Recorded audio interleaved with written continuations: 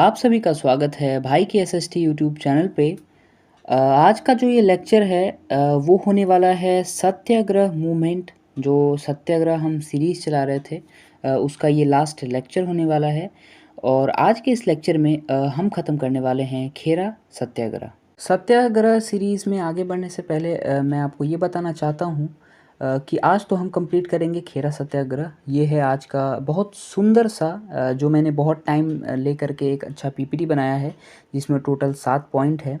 उससे पहले मैं आपको ये बताना चाहता हूँ कि अगर आपने सत्याग्रह सीरीज़ को नहीं फॉलो किया है तो प्लीज़ फॉलो करें। इससे पहले हमने टोटल 2 लेक्चर्स बनाए हैं, जिसके फर्स्ट लेक्चर में हमने डिस्कस किया था चंपारण सत्याग्रह का। सेकेंड लेक्चर में हमने कंप्लीट किया था अहमदाबाद मील स्ट्राइक। और आज का ये सत्याग्रह सीरीज़ का आखिरी लेक्चर है जिसमें हम डिस्कस करेंगे खेरा सत्याग्रह। जो मेरा चंपारण सत्याग्रह और अहमदाबाद मील स्ट्राइक देखे हैं उन्हें मेरी पढ़ाने की तरीकी पती है, उन्हें मेरा पढ़ाने का तरीका पता है। मैं क्या करता हूँ ना, मैं पढ़ाने से पहले 2 मिनट का समय लेता हूँ और उस 2 मिनट में मैं जो टॉपिक आज पढ़ाने वाला हूँ, जैसे मैं आज के इस वीडियो में मैं आज के इस वीडियो में जैसे कि खेरा सत्याग्रह पढ़ाने वाला हूँ, तो मैं आपसे सिर्फ लूँगा 2 मिनट। मैं आपसे सिर्फ लूँगा 2 मिनट और इन 2 मिनटों में मैं आपको कंप्लीट करके दूंगा खेरा सत्याग्रह का स्टोरी। अब स्टोरी क्यों पढ़ा रहे हैं सर, आप स्टोरी क्यों पढ़ा रहे हैं? आप तो पहले ही टोटल 7 पॉइंट्स लिख के आए हैं, तो आप क्या करो ना, आप चुपचाप 7 के 7 पॉइंट्स बताओ और खेरा सत्याग्रह को जल्दी से ख़त्म करो। देखो, मैं पढ़ाने को तो पढ़ा दूंगा, 2 मिनट लगेंगे, 7 पॉइंट, सातों का 7 पॉइंट आप एग्ज़ाम में लिख दोगे, पास हो जाओगे। बट मैं कहानी इसीलिए बता रहा हूँ, मैं स्टोरी इसीलिए बता रहा हूँ क्योंकि अगर आप ये 7 पॉइंट भूल जाते हैं, तो आपको जो मैं कहानी बताने वाला हूँ आज के इस लेक्चर में सत्याग्रह मूवमेंट पे, वो आपको याद रहेगा। तो आप ये सब सारे मेन पॉइंट्स हैं, सही, ये 7 के 7 मेन पॉइंट्स हैं। बट एज अ कहानी के रूप में जो कॉलेज में है तो उन्हें लगभग एक क्वेश्चन का 3 से 4 पेज लिखना पड़ता है, तो उस चीज़ के लिए कहानी बहुत ज़्यादा इंपॉर्टेंट है। तो अब हम स्टार्ट करेंगे खेरा सत्याग्रह का। बस मैं 2 मिनट लूँगा आपका और उन 2 मिनटों में आपको मैं खेरा सत्याग्रह का कहानी समझाऊँगा। ओके, तो चलिए शुरू करते हैं खेरा सत्याग्रह का कहानी। तो अब हम चलते हैं समय के पीछे और ये बात है 1918 की, जब देश में बहुत ही तेज़ी से महामारी फैल रही थी। लगभग 17,000 लोगों की मौत हो गई थी क्योंकि कुछ न कुछ बीमारी हर इलाका में फैल रही थी। मगर दूसरा कदम ये हुआ जब खेरा में बहुत ही ज़्यादा अमाउंट पे सूखा पड़ गया और उस सूखा के कारण जो वहाँ के पीजेंट्स थे, जो वहाँ के फार्मर थे, वो उतना ज़्यादा फसल नहीं ग्रोथ कर पाए जितना वो हमेशा करते थे। तीसरा पॉइंट ये है कि इसी बीच जो बॉम्बे प्रेसिडेंसी थी और उसमें जो राज करते थे, उस समय में जो राज करते थे ब्रिटिश गवर्नमेंट का ये आदेश आया कि हम अब टैक्स लेंगे 23%। मतलब कि अगर उस समय टैक्स ले रहे थे 5% तो उसको इंक्रीज़ कर दिया गया था 23%। ओके, तो पीजेंट लोग थे और जो फार्मर थे वो लोग विरोध पे उतर गए कि सर देखो, इस बार तो महामारी फैल गई थी, इस बार तो सूखा फैल गया था और इस बार जो खेती हुई है वो लगभग, जैसे कि 1 रुपये की खेती होनी चाहिए, तो इस बार लगभग खेती हुई है 0.25, मतलब 1 का 4 गुना कम। इतना कम खेती हुई है, तो आप प्लीज़ इस बार तो कम से कम टैक्स नहीं बढ़ाओ। अगर खेती होती है अच्छे से तो हम टैक्स देने के लिए, मतलब हम टैक्स दे देते हैं, बट खेती नहीं हुई है, सूखा पड़ गया है, हमें खाने के लिए भी नहीं है, तो हम खाएंगे क्या और हम बेचेंगे क्या? बट वही था कि ब्रिटिश गवर्नमेंट नहीं बात मानी और अंततः ये बोल दिया कि अगर आप टैक्स 23% नहीं देंगे तो हम आपकी प्रॉपर्टी सीज़ कर लेंगे। इसी बीच जो पीजेंट्स थे, जो फार्मर्स थे, वो चले गए गुजरात। वो कहाँ गए? गुजरात। गुजरात के गुजरात सभा में गए, जहाँ जिसके प्रेसिडेंट्स महात्मा गांधी थे। और बस महात्मा गांधी से बात हुई, देन खेरा सत्याग्रह मूवमेंट स्टार्ट हुआ। अब जो नेक्स्ट कहानी है, अब जो आगे की कहानी है, वो हम डिस्कस करेंगे, जो मैंने टोटल 7 पॉइंट लिखा था उसके बेसिस पे। तो आपको ऑल क्लियर हो जाएगा कि कहानी और पॉइंट वो मिक्सअप हो रहा है। ओके, तो अब हम चलते हैं, जो मैंने पीपीटी बनाया है 7 पॉइंट्स का, उस पे। अगर आपको यहाँ तक कहानी समझ आई, जो मैंने खेरा सत्याग्रह पे जो मैंने कहानी बताया है, अगर आपको कहानी समझ आई तो बहुत अच्छी बात है। और आपको अगर नहीं आई है तो भाई 2 मिनट है बस, लाइफ का अपना 2 मिनट खेरा सत्याग्रह पे दो, जो मैंने कहानी सुनाई है उसको सुनो, क्रिस्टल क्लियर हो जाएगा, इसकी मेरी गारंटी है। तो अब हम आ चुके हैं, जो हम खेरा सत्याग्रह पढ़ रहे थे उसके मेन पॉइंट्स पे। तो अब जो जो पॉइंट्स मैं बताऊंगा आपको कुछ नहीं करना है, उस पॉइंट्स को याद करना है, क्योंकि वो बहुत ही ज़्यादा इम्पॉर्टेंट है। ओके, तो फर्स्ट पॉइंट ये है कि जो खेरा सत्याग्रह है, जो खेरा सत्याग्रह हम यहाँ पे पढ़ रहे हैं, जो बहुत ही ज़्यादा इम्पॉर्टेंट सत्याग्रह है, क्योंकि ये लास्ट सत्याग्रह मूवमेंट है सत्याग्रह सीरीज़ का।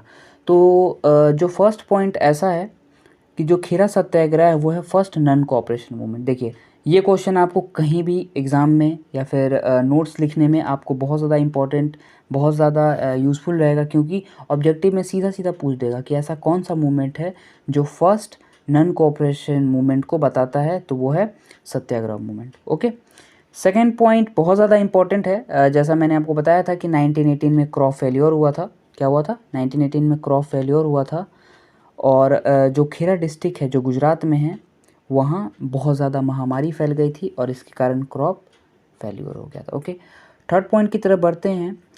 जब 1918 में जब 23% ऑफ टैक्स को इंक्रीज़ किया गया था, तो जो पीजेंट्स थे, जो पीजेंट्स थे, जो फार्मर्स थे, उन्होंने बोला था कि सर देखो, आप कुछ भी कर लो, हम टैक्स तो नहीं दे पाएंगे। क्यों?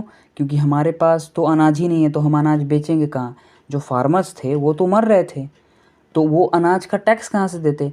बट फिर भी जो ब्रिटिश गवर्नमेंट थी वो इतना ज़्यादा क्रूअल थी कि उन्होंने बोला कि सर देखो, आपको टैक्स देना पड़ेगा, नहीं तो हम क्या करेंगे, आपकी प्रॉपर्टीज़ को हम सीज कर लेंगे। ओके, पॉइंट नंबर 4 की तरफ बढ़ते हैं कि 1918 में, ये बात भी 1918 ही की है, कि 1918 में जब पीजेंट्स और फार्मर्स जब पहुंचते हैं गुजरात सभा में, तो जो महात्मा गांधी हैं वो बहुत ज़्यादा बिजी थे इस टाइम में, पर्टिकुलर अहमदाबाद मिल स्ट्राइक में। तो क्या हुआ? अब हम बढ़ते हैं पॉइंट नंबर 5 की तरफ। मतलब देखिए, मैं पॉइंट नंबर 4 को ख़त्म नहीं किया हूँ, बट पॉइंट नंबर 4 को पूरा समझने से पहले पॉइंट नंबर 5 को समझना पड़ेगा। महात्मा गांधी बिजी रहते हैं अहमदाबाद मिल स्ट्राइक में, तो इसी बीच गुजरात सभा के एक बहुत ज़्यादा ईमानदार लीडर, जिनका नाम सब जानते हैं, सरदार वल्लभ भाई पटेल, जिनके नाम पे हम स्टैचू ऑफ यूनिटी अपने इंडिया में अभी बनाए हैं। तो अगर आपको बोले कि महात्मा गांधी महात्मा गांधी के जगह पे, यस, महात्मा गांधी के जगह पे खेरा सत्याग्रह में कौन से लीडर गए थे और खेरा सत्याग्रह किस लीडर के इर्द गिर्द चला था, तो वो महात्मा गांधी नहीं थे, वो थे सरदार वल्लभ भाई पटेल। कौन थे? वो थे सरदार वल्लभ भाई पटेल। ओके, पॉइंट नंबर 5 ख़त्म हुआ।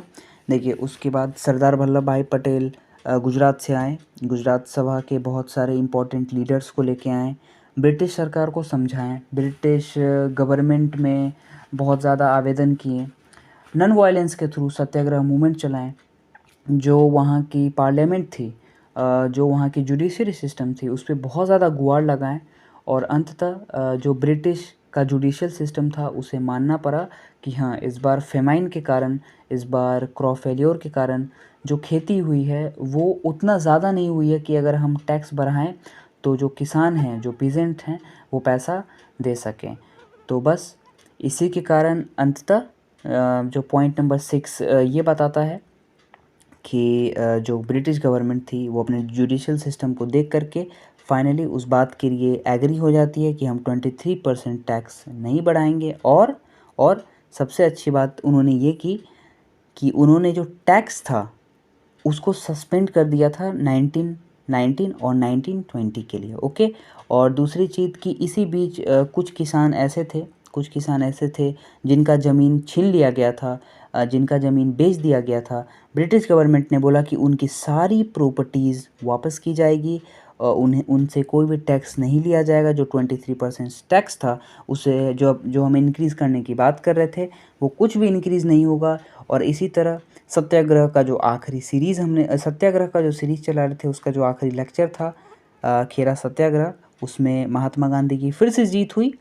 इसमें जो मेन लीडर थे वो थे सरदार वल्लभ भाई पटेल, बट जो मूवमेंट थी वो इर्द गिर्द चल रही थी महात्मा गांधी की, इसीलिए जो खेरा सत्याग्रह थी वो भी सेम एज जैसे चंपारण सत्याग्रह, जैसे अहमदाबाद मील स्ट्राइक ख़त्म हुई थी नॉन वायलेंस के थ्रू, वैसे ही खेरा सत्याग्रह भी नॉन वायलेंस के थ्रू समाप्त हुई। और आगे के लेक्चर में मैं डिस्कस करूंगा हिस्ट्री के कुछ इंपॉर्टेंट टॉपिक्स, जैसे कि ना civil disobedient movement, non cooperation movement, Chauri Chaura. जब चौरी चौरा के बाद हम डिस्कस करेंगे जलियांवाला बाग कांड और कुछ सारे सेशंस। तो अगर आप चैनल को सब्सक्राइब नहीं किए तो चैनल को सब्सक्राइब करिए, क्योंकि मैं आराम से वीडियोस बनाता हूँ और मैं आराम से पीपीटीज़ बनाता हूँ, और पीपीटीज़ को बहुत छोटे छोटे लैंग्वेज में अगर आप नोट्स भी बनाना चाहें तो कुछ नहीं करना है, आपको 7 के 7 पॉइंट्स आपको नोट कर लेना है और आपको मेरी आवाज़ मेरी कहानी को याद करना है और आप अपने लैंग्वेज में नोट्स बनाएं, वो काफ़ी ज़्यादा आपके लिए यूज़फुल रहेगा। ओके, तो मिलते हैं आपसे किसी और नए टॉपिक पे, तब तक के लिए बाय।